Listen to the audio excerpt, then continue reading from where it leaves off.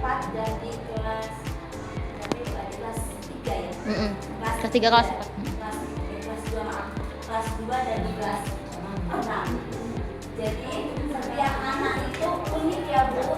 Kalau anak kita sempurna, jelaskan kita bersyukur. Tapi kalau ada anak yang memang berkebutuhan khusus, khususnya di SD kita sangat menerima ya Bu. Jadi tidak kami beda-bedakan. Karena nanti setiap anak itu mempunyai hak apa? Hak yang sama untuk belajar.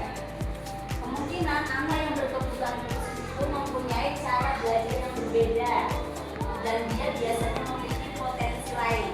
Kalau dia misalkan nggak pintar itu yang mau nggak pintar, biasanya agak lambat.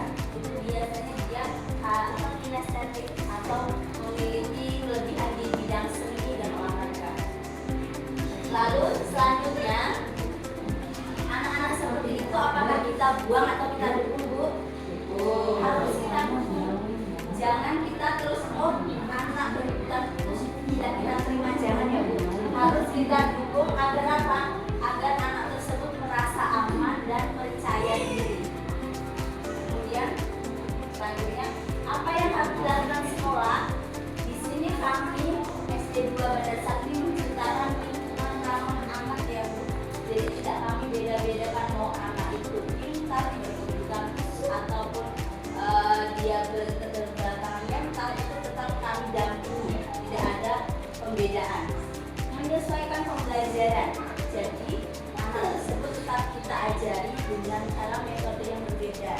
Tapi kalau anak normal pada umumnya kan kita jelaskan, kita tulis sudah paham, mereka butuh pendampingan, kita dekati dan kita ajari dengan pembelajaran yang berbeda.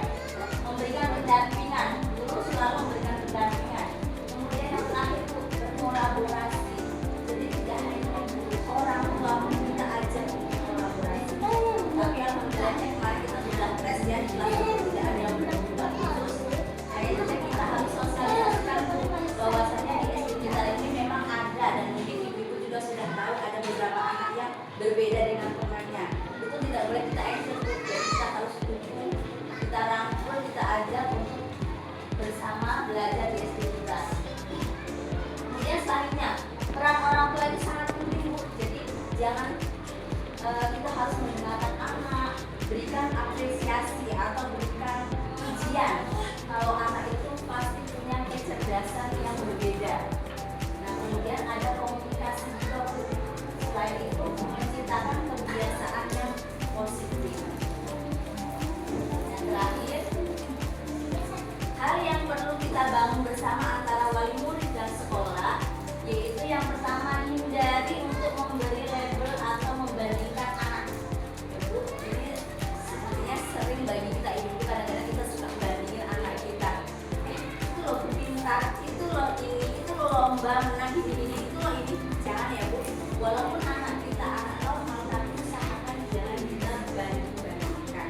Setiap anak itu akan mempunyai kecerdasan dan bakat masing tinggal kita sebagai orang tua dan guru memperhatikan. Kemudian yang kedua, gunakan bahasa yang menghargai. Itu ya seperti mungkin tadi, jangan dibully ya Bu ya, walaupun mungkin anak berkebutuhan khusus tapi tidak berkebutuhan. Kemudian yang ketiga, bantu anak belajar menerima perbedaan. Jadi setiap anak kita juga sudah tanamkan dari kelas 1, jangan ejek anak itu ya, jangan ejek kakak itu, karena apa? Mereka berbeda tapi harus kita rangkul, kita dukung untuk belajar. Yang terakhir, jika ada kendala maka komunikasikan di sekolah. Itu ya Bu, jadi apapun kendala yang ada di kelas 1 mungkin sejauh ini aman ya Bu, anak-anaknya bagus semua, tidak ada yang berkebutuhan khusus. Tapi kok misal ada sesuatu, ya silakan